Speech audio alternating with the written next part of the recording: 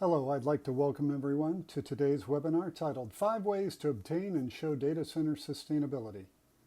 We'd like to thank you for the time you're going to be spending with us.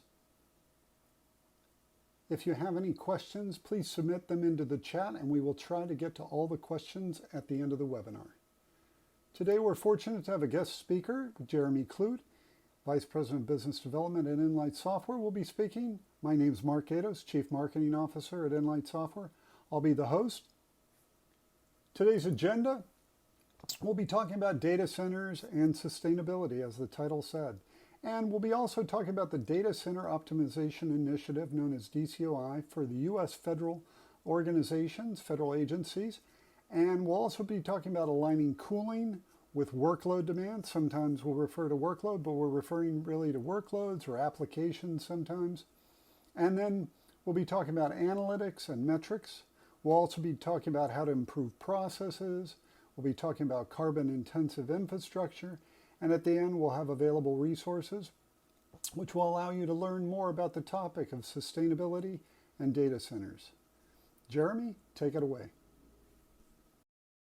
Thanks, Mark, and thanks everyone for joining us today. We're thrilled to have you guys with us on this webinar to discuss sustainability in data centers. And if you've been in the industry for any period of time, or over the last several years especially, you know that data centers are a key target for sustainability.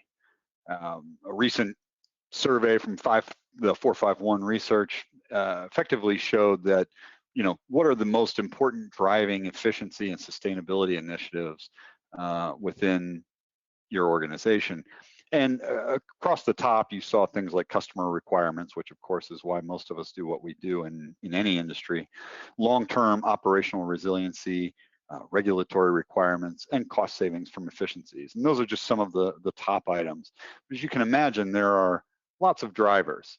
And we've seen everything around the industry as far as press releases and so on, things like Google, where they were talking about basically aligning their workloads with their renewable energy sources that they had access to, whether it was wind energy or solar energy or what have you. You have all sorts of discussions around regulation and initiatives and things like that. And so we'll just take some time today to talk about some of that. But first, I wanted to look a little bit at effectively talking about sustainability improvements and the fact that they're already underway, right? So another 451 research survey recently talked about or asked the question of its respondents, what efficiency and sustainability improvements is your organization actively considering within the next 2 years? Well, as you can see from the respondents, most of the initial targets included focus on stranded power and cooling efficiency, which stands to reason, especially with cooling, as there's a lot of gains to be made there. So let's just talk global awareness and action plans developing. Data centers today are using around 2 to 3% of the global electricity output, depending on how you're measuring that. That's a pretty high number if you consider data centers and what they're accountable for today. And then as that number is relatively high, it only continues to increase. So you're seeing that increasing energy appetite from data center users and operators. What we wanted to talk about is what can data centers do to answer the call of sustainability, and put forth a few things here that are at least ideas around where you can start to look to gain improvements. So the first thing I'll cover is implementation of incentives and initiatives. And then we'll look at aligning cooling with workload demand. We'll talk about leveraging analytics to get the most out of your efforts. We'll talk about developing processes for sustainability. And then finally, I'll come around to looking at, what can you do to plan for your existing or the future use of carbon-intensive infrastructure. But before I get into those 5 things, I wanted to look at just defining sort of the bounds, if you will, of what we're talking about. So when we look at sustainability in data centers today, you're talking about both internal and external considerations. From an internal perspective, you'd be looking at where can you gain efficiency that leads to sustainability. So you might be talking about sustainability built through processes, through new equipment, right? New, more energy efficient equipment, that sort of thing, or even aligning workloads with their supporting infrastructure. So one of the things I mentioned a bit ago is aligning your cooling to your workloads and so on. So we'll look at that. But again, those are internally focused. Those are things you can do from inside the data center. From an external perspective, we'll look at leveraging renewable energy sources where available. And certainly not everyone has access to renewable energy sources, right? So we know that. It's one thing to look at. It's one thing to explore. We also will talk about, or you would see from an external perspective, the improving of construction processes and materials to be more sustainable. And then I'll round that out with designing out equipment that has a heavy carbon footprint, as I mentioned on the prior slide. So first, as Mark mentioned when he was going over the agenda, the United States federal data centers are all working under the Data Center Optimization Initiative, or DCOI. And DCOI effectively requires these federal agencies to look and develop strategies for consolidating inefficient infrastructures, optimizing existing facilities, achieving cost savings, of course, and transitioning to more efficient infrastructures where and when available. So you're talking about things like cloud services there, or in their case, interagency shared services, things like that. So while DCOI applies to federal data centers, everyone should really expect that you're going to see an extension of these sorts of initiatives to commercial sectors. And I also mentioned implementing incentives. So if you think about that, incentives play in this sort of case for any organization. Simple things to do are to say, okay, look, we're going to create, there's an incentive plan now. And so if we can reduce and measure and prove that we've reduced our carbon footprint, or if we can create new metrics, and we'll talk about some of this as we go, effectively measuring and reporting your efforts in the sustainability realm are everything. And once you're able to do that, then you can really start to wrap some incentives around that for individuals that work in the organization, teams. You look at it, and there's about I can think of lots of different ways in which incentives would benefit an organization when looking toward sustainability. So Jeremy, I have a quick question for you. So in your mind, would you say that sustainability and optimization almost go hand in hand? They're almost synonymous. And to some degree, it just seems that's the case, that really when an organization is trying to become more sustainable, especially around their data center and their critical infrastructure, it's about optimizing what they're using and being able to prove and report that they're making improvements and using their infrastructure as efficient as possible. So would you say that's pretty much the case, that optimization and sustainability go hand in hand? Absolutely, Mark. It's a great question, and we'll talk about that on several of these different items as we go through this presentation. But optimizing what you already have, not everyone's just going to go out and build a brand new state-of-the-art green environment, right? So you have to look at optimizing what you have and then tweaking. Right, so I'll kind of hit this point as I continue to go through, but metrics are really a key to an effort like sustainability. If you're not measuring it, how do you know if you're improving it, right? Certainly in some cases like energy bills, you could see a bill decrease, but without metrics, you really don't know where your benchmarks are, you don't know where you're headed, and you don't know where you should be headed. What are the goals for those sustainability metrics and so on? So yes, totally agree. In an existing environment, looking at the optimization of the machinery that you're leveraging. In the case of cooling equipment, in the case of power equipment, you definitely want to be getting the most out of your existing infrastructure. But again, all while measuring and being able to report on those improvements. So next I want to talk about aligning cooling with workload demand. It's such a simple concept, but it's something that I think people just don't quite have as much visibility into as they need. And when we're talking about, marking and making sustainability improvements, you've got to be able to quantify these things. So First, say, let's increase efficiency by matching our workloads to available free cooling, if and when available, and renewable energy sources at optimal times. Now, as I mentioned, renewable energy sources are great. Lots of people are running data centers that are located to wind farms or solar farms, or you name it, or they have access through the utilities to leverage those renewable energy sources at certain times of the day and so on.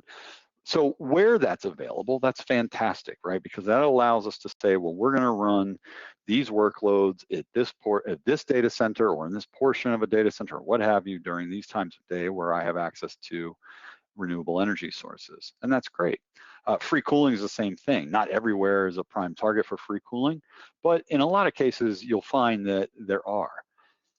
Autonomous and remote management is important, especially in edge locations, and we'll talk a little bit about why that is. Well, and again, I'll say not in every case, but in many cases, in edge locations, operators have a whole lot more flexibility with the type of environment they can create in that location, especially if it's unmanned or quote unquote lights out, that sort of thing.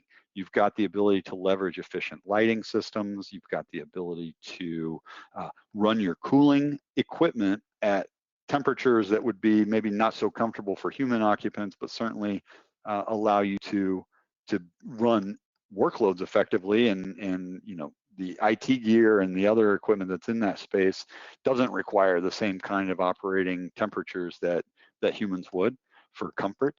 And then also you've got just the simple brass tacks around space management and being able to leverage space more effectively, because you're not accounting in most cases for people walking around and operating inside that environment. So again, your ability to do all of those things at an edge location, or especially an unmanned or lights out, is heavily dependent on your ability to manage that environment remotely, monitor it, manage it, understand what's going on in there, and then what the health of the equipment is. And then lastly, and we talked about this in a prior webinar, high density computing provides an energy efficient cooling option as well, because you know, it's easier to cool a high density rack than multiple low density racks. And I think those are some basic truths around this. So again, if you're just looking to gain efficiencies and look at sustainability and something that's certainly measurable, I would look to align your cooling with the demand of the workloads you're running. I want to talk about analytics. So analytics provides rich sustainability metrics, first of all, okay?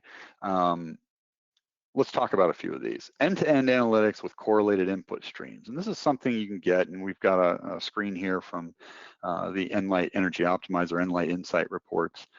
So a few things that you get. One, you're going to get visibility into power and cooling anomalies, right? Which are fantastic leading indicators for inefficient equipment. So imagine you're looking at anomalies popping up on a particular air handler in a room. And wouldn't it be nice to know that the anomalies you're seeing in that air handler indicate that a month from now you're going to have some sort of failure with that piece of equipment? Not only are you getting the metrics to tell you that, hey, this piece of equipment, so this air handler has had 4 anomalies in the last 5 days, meaning it's slipping outside its operating parameters as you expect them to be, as the system expects them to be. And as those failures or anomalies start to show closer and closer together, clearly you're getting closer to some sort of catastrophic event with that piece of equipment. You know, it'd be great if the air handler going down simply meant that it's going to warm up, but it's not great if you are dealing with serious critical business applications that are running and critical workloads to your business, right? So having that visibility into the anomalies, into what's happening with that equipment ahead of time is just really a highly powerful. It allows you to go from reactive to more proactive. It also gives you the ability to identify which data centers are best candidates for consolidation or closure. So again, this is one of those things where it's very explicitly stated in the data center optimization initiative, but this would apply to really any organization with multiple data centers where perhaps you're looking for, you know, consolidation efforts to make things put more of your compute together, put your workloads together, or if you have some sort of corporate or otherwise mandate to indicate that you need to close some of your data centers. This is going to give you the insight you need to be able to identify how that should happen and in what order and which ones are the best targets. It also gives you the ability to forecast critical infrastructure performance to see when efficiency is going to decrease. So in this case, not even looking at anomalistic behavior, but really just more saying, okay, based on how this particular, let's use that air handler again, based on the performance of this air handler from the critical data points we're monitoring every day, we can tell that with our forecasting capabilities, we're going to see that this air handler is going to become inefficient, and it's going to start to be more, most likely more costly to maintain than it would be to just replace. And so this starts to help you because once you get into the replacement mode, well, you've got all sorts of options for new and more highly sustainable types of infrastructure. But when I look at analytics, it's not just about the things that I have today. There's also a great opportunity here for new metrics, right? So things like carbon footprint per workload. Can I match the workload to the carbon footprint of each, right? So that would be one idea around a new metric that we could develop that you could use to report on your sustainability efforts, or cost per workload, right? How much is it actually costing me to run each workload that we run? So these are just some ideas, just to get the juices flowing, if you will, around what can you do with analytics? What can they provide to you when you're looking at sustainability? Because so often when we talk about sustainability, people get kind of hemmed in on one topic or one idea, and they're not seeing all the possibilities that actually stem from the tools they already have today. So Jeremy, I had a real quick question though. Is it about sort of a static measurement, or is it about improvement? Is it about measuring and then potentially improving how much you're getting out of each workload and reducing the carbon footprint? Because the thing I would assume is it isn't people just measuring this, but then being able to show that they're improving their processes and improving the amount of energy they're using from a workload basis over time. Is that part of the equation also? Absolutely, Mark, and it's a great question. So agreed, we don't want to just measure, but what I find is when I talk to people about their sustainability efforts, they're not exactly sure where to begin. They're not exactly sure which, sometimes people just are kind of told to, hey, you need to go explore this stuff. And so where they end up is, what should I best do? How do I best measure it? And then how do I report to show improvement? The fact is without a baseline, you're going to have a hard time showing improvement, obviously, right? So we have to start with, let's measure these things. So in the case of cost per workload, right? That's a metric that ought to be relatively simple to get. We can do that math based on what we already know. So we can establish our baseline. And then as we start to make tweaks, so let's say we identify through some anomalies in some of our equipment that we can do better by changing the way the operating conditions of the air handler or something of that nature. The same would go for being able to forecast. So once I see that my power draw is going to become inefficient at best, and I'm going to have to start, it's going to become more costly. Certainly that's not the goal, right? If we're measuring cost per workload, we want to see that go down. And so, yeah, measuring and then tweaking and improving, and I'm always about continuous improvement, right? So that's definitely part of this equation. Then I mentioned I wanted to talk through just some points around process and how this can help. And again, I think process is very much one of those things that falls inside that internal sustainability that we talked about at the beginning.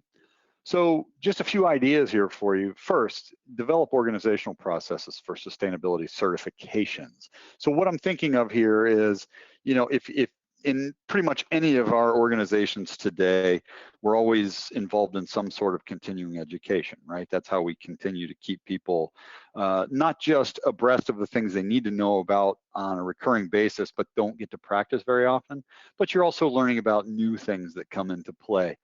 And this is one of those things where with sustainability, I really see a good opportunity here to introduce the idea of certifications. In other words, maybe you're talking to procurement, right? You want to establish some procurement guidelines to ensure that you're purchasing more efficient equipment or the most efficient equipment.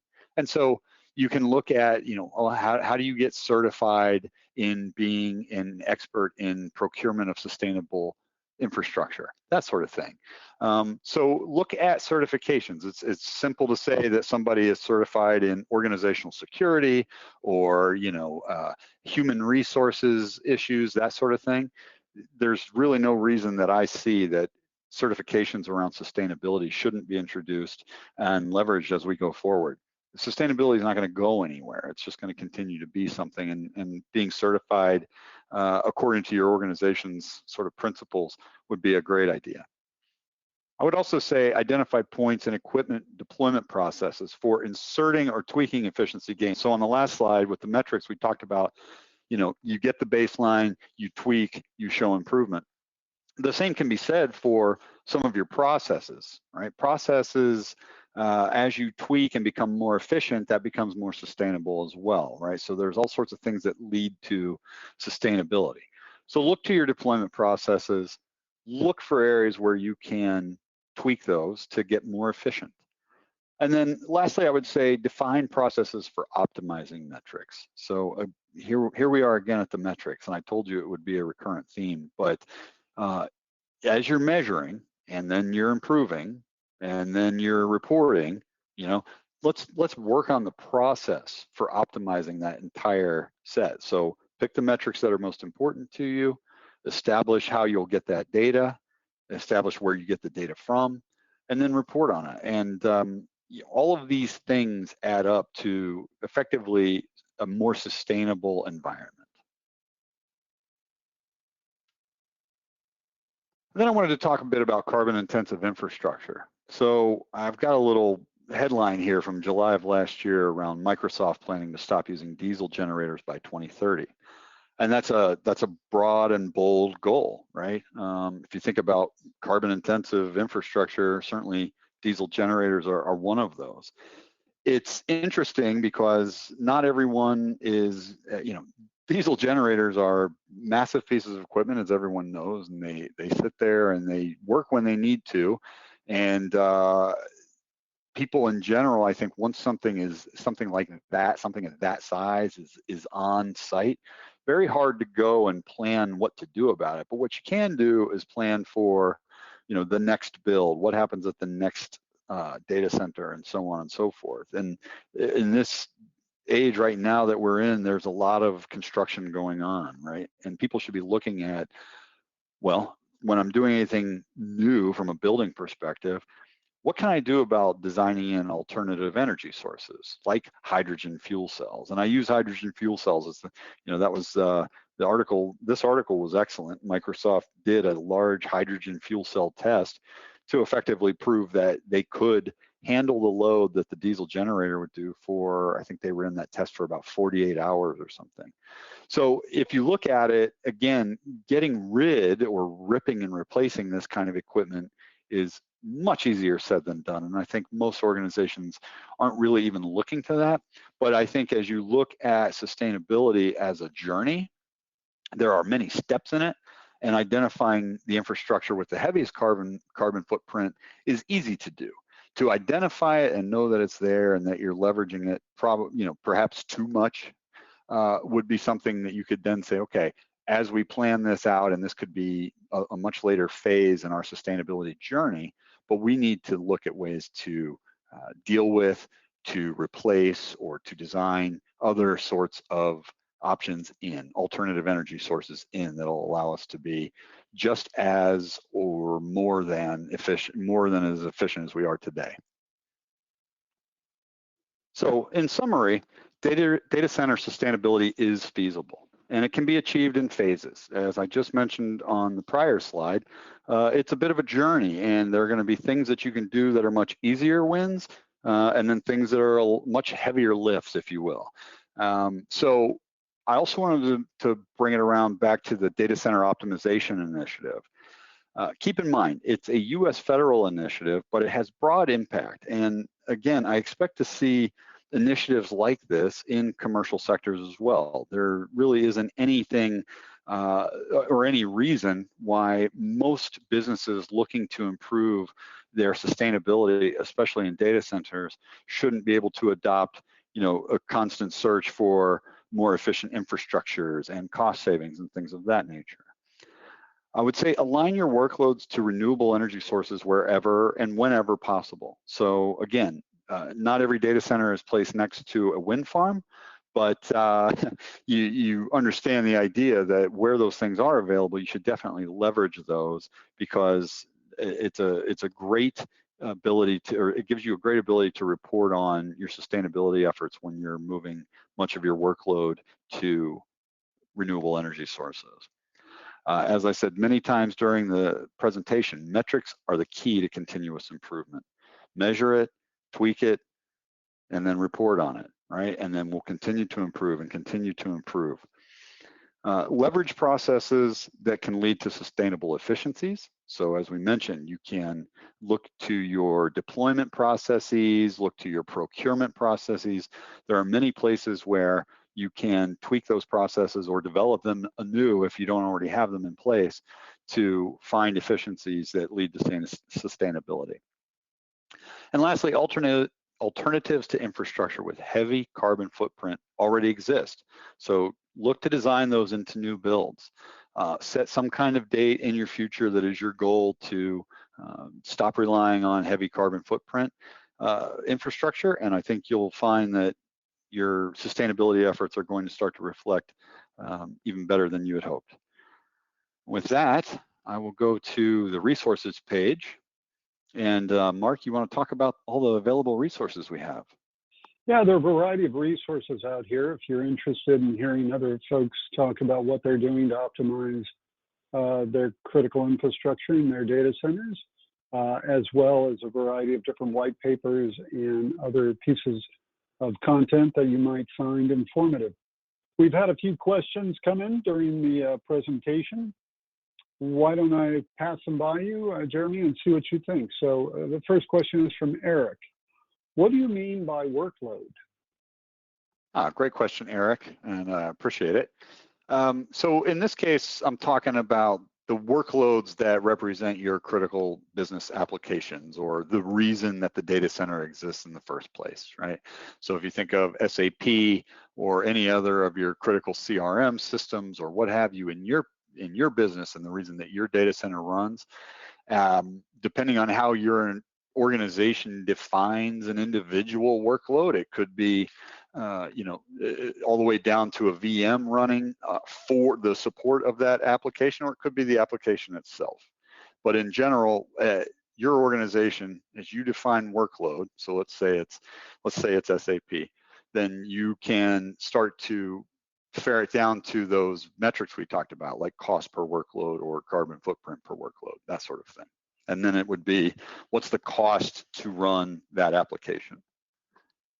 Yeah, and you can imagine in a perfect world, Eric, you'd actually do chargeback to the given group that is running that particular application or workload. So a lot of times folks are just running data centers and they're running racks and they don't necessarily know what the workloads are, but I think you're starting to get into much more detail and reporting where people want to know which are the particular applications which are taking the most resources and so forth, and are you getting sustainability improvements around those particular applications. So thanks for that answer, Jeremy. The next question is from Sal. Do you have sustainability reports you can share? Maybe I'll answer this one. We have a variety of different reports. Jeremy sort of highlighted some of the dashboards that we already have around sustainability, because we've been getting early input from customers that this is starting to be something that their governance organizations are starting to ask them about. So if you're interested in seeing some of the reports we've created around sustainability, please reach out to info@nlight.com, and we will get you samples of those reports. So again, if you're interested in seeing some of the sustainability reports, please reach out to info@nlight.com. So, all right, our next question is from Chris. Chris's question is, how often do you measure sustainability in the data center? Interesting question. That is an interesting question and a good one. Thanks, Chris. Here's how I look at this. You have, in most cases, you've got your remote monitoring and management tools in place. You're leveraging things like building automation systems. You're leveraging data center infrastructure management systems. And so those systems are constantly in contact with the infrastructure. And in the case of nLight or most of your DCIM software, they're also in touch with and monitoring the performance of your IT gear. So as you look at those are running pretty much all the time, right? So I think your measurement comes around to how often do you need to show improvements. I would think that monthly at a minimum is a type of report that you would want to be able to produce and show, okay, well, here are the sustainability improvements we're making, monthly, quarterly, annually, certainly, and then year over year. So I would say, again, your systems are already kind of monitoring and managing the infrastructure and the critical workloads that are taking place in the data center. I think that the real work comes around to how much do you want to talk about it, how frequently, I should say. How often are you asked to report on it? What do the executives expect? What kind of timeline do you have for showing real and necessary improvement in your sustainability efforts? And then from there, you can sort of drive out what exactly is needed at your organization. Yeah, and I think that's absolutely right. And I think, Chris, if you're, as Jeremy said, I think it's really going to depend on your organization. Also, how often do you expect those metrics to really change? And again, as you measure, you may begin to see good progress and you'll want to report on that. So again, it's going to be very specific to every organization and depending on the applications you're particularly running in your organization. So thank you again for that question, and thank you, Jeremy, for the answer. I think that's all the time we have for all the questions. For the few questions left that we didn't get to, we will get to you offline. We will get back to you and give you answers on some of the questions we did not get to on this webinar. Jeremy, thank you for the time you gave us. And I want to thank everyone for the time you've spent with us. We look forward to seeing you on our next webinar. Take care.